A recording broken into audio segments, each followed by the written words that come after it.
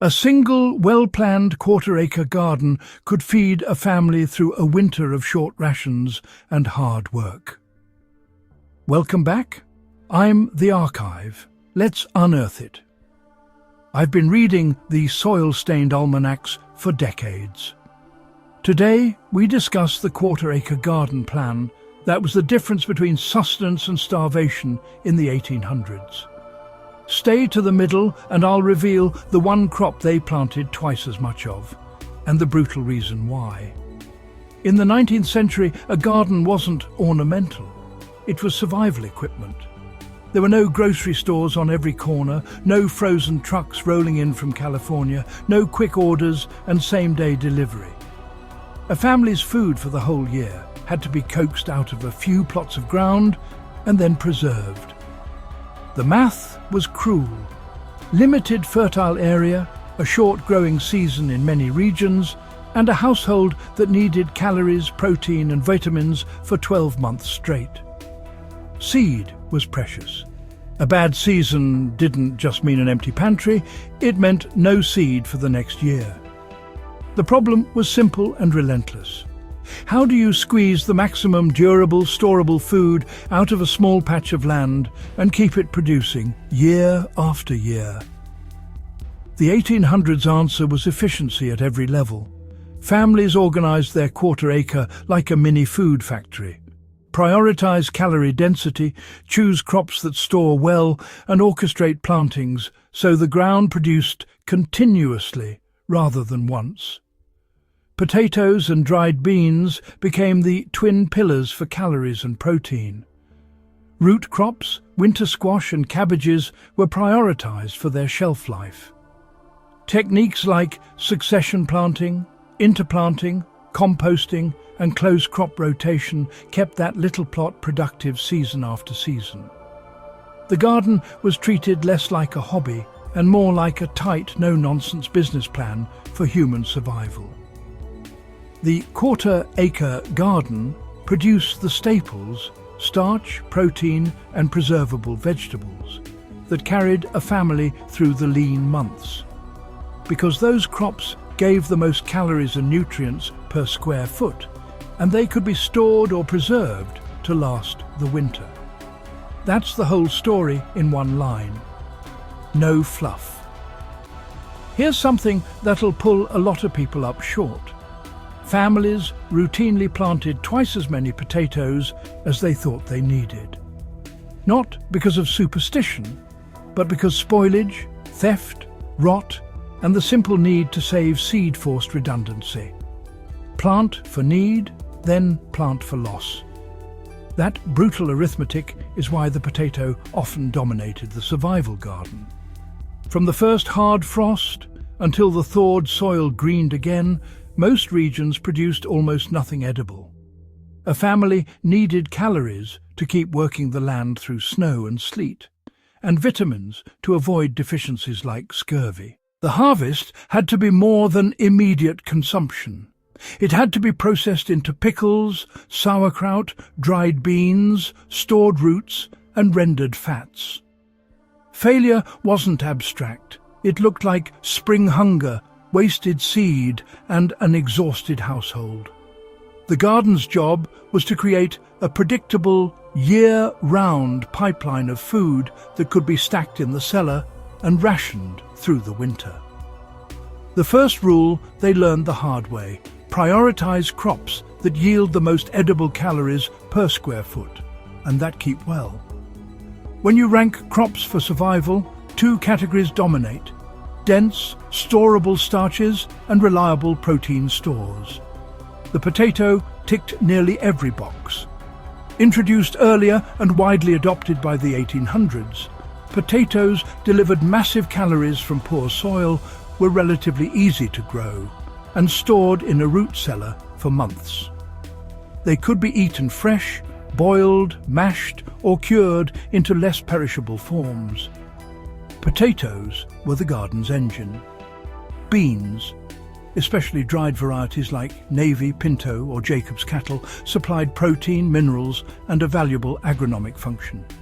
Many beans fixed nitrogen, improving soil fertility for the next season's heavy feeders.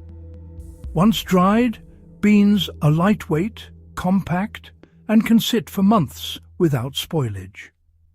Together, potatoes and dried beans covered the calories and protein that meat, which was expensive and inconsistent, could not reliably provide.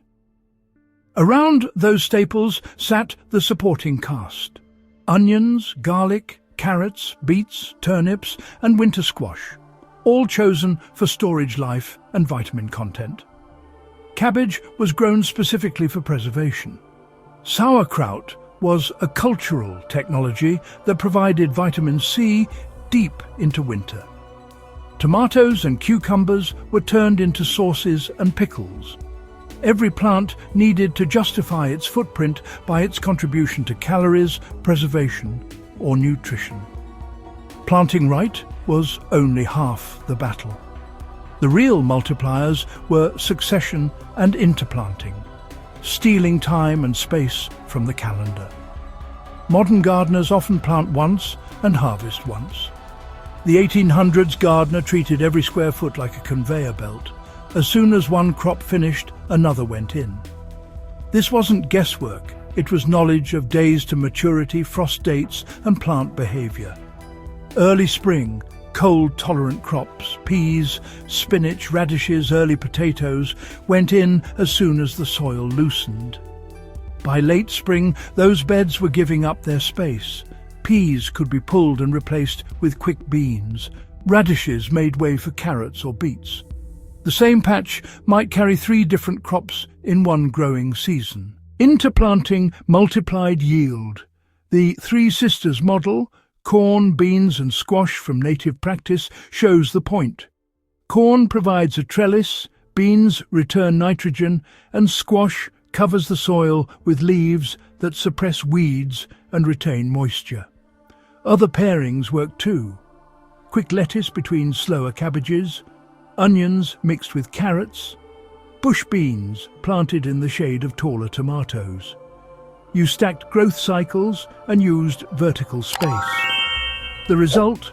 More harvests, more calories, and a steadier supply for processing and storage.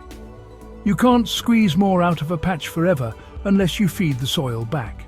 And they had elaborate, dirt-tested ways to do just that. No synthetic fertilizer bags, no NPK labels. Soil fertility was managed in a closed loop: manure, compost, green manures, and crop rotation. Every kitchen scrap and spent plant mattered. Compost piles were religiously maintained. Many homesteads dipped into a form of jugal culture or trench composting. Dig a bed, bury organic matter, plant on top. As it decomposed, it fed the roots. Small livestock were integrated into the system. Chickens provided manure and early pest control. A pig penned in a future plot would root and fertilize the soil. Crop rotation, not planting potatoes in the same place, rotating legumes, roots and brassicas, broke pest and disease cycles and balanced nutrient extraction. They judged soil not by meters or tests, but by the vigor of the greens and the number of worms in a spadeful. Healthy soil, they knew, was the single best predictor of yield. A quarter acre with fed living soil often outperformed an unfed half acre. The secret wasn't magic. It was returning carbon and nutrients to the land. This system required constant, skilled labour. Planting, hoeing, watering, harvesting, drying and packing, it was dawn to dusk for months. There were no sprinklers, no mechanised weeders, and no bulk seed suppliers with fast shipping. Water had to be hauled, seeds saved and carefully stored, and pests picked or trapped by hand. The work was knowledge-intensive: when to sow, when to thin, how to dry beans without mould. And then came the risks. Blights, frost, hail and pests could wipe out a season. The Irish potato famine is the extreme case, but smaller scale failures were common. A late freeze could kill an early planting. Blight could rot potatoes in the cellar. Rodents could find and ruin stored grain. Seed loss was catastrophic because it threatened the next year's planting. The system was resilient but brittle. Resilient because of diversity and redundancy. Brittle because it all relied on cumulative knowledge and a good season. The 19th century garden looks quaint until you realize it was an engine of local food security. And its logic is exactly what modern resilience needs. Industrial food systems changed everything. Convenience, variety, and the ability to buy calories instead of growing them. But the old garden's principles didn't die. They went underground and are resurfacing now. Heirloom seed saving preserves genetic diversity and regional adaptation lost to commercial hybrids. Bio-intensive and square-foot gardening techniques formalize the tight spacing and succession the old-timers used intuitively. Beyond technique, there's a cultural legacy. That garden taught household sovereignty. You knew where your food came from. You had control over your seed, and you understood storage and rationing. In a world of fragile supply chains, that mentality, plant for calories, store smart, feed the soil, is a practical template for resilience. Double planting potatoes. Plant more than you think you need. You'll lose some to rot, rodents, or theft. More beds means seed and food. Dry beans correctly. Dry on racks, not on the ground. Thresh and winnow before storage. Keep them in a cool, dry, rodent-proof container. Sauerkraut for vitamin C. Ferment cabbage in salt brine. It keeps and prevents scurvy. Root cellar basics. Dark, cool and ventilated. Layered beds of straw and sand protect tubers from freezing and rot. Compost as currency. Every scrap is capital. Burn nothing that could return to the soil. These are no-nonsense hacks the old players used because lives depended on them. Don't romanticize it. The work was relentless, diet monotonous, and failures cruel. Children were put to work. Elders tended the chestnuts and the beets late into the fall. Diseases, hard winters, and market shocks could still ruin you. The garden provided independence, but demanded total commitment. That's the trade-off the historical record makes plain. The quarter-acre garden that fed a family was an exercise in ruthless prioritization. Calories, storage life, and soil health over aesthetics. Its lessons are simple and stubborn. Plan for loss, plant for storage, feed the land, and sequence your plantings so the plot never sleeps. In an era of globalized convenience, those rules sound old school. But they're exactly the kind of practical resilience that matters when systems wobble. If you want to understand real food security, study those soil-stained almanacs. They teach a clear lesson. Security isn't a full shopping cart. It's a well-tended plot and the discipline to plan through the lean months.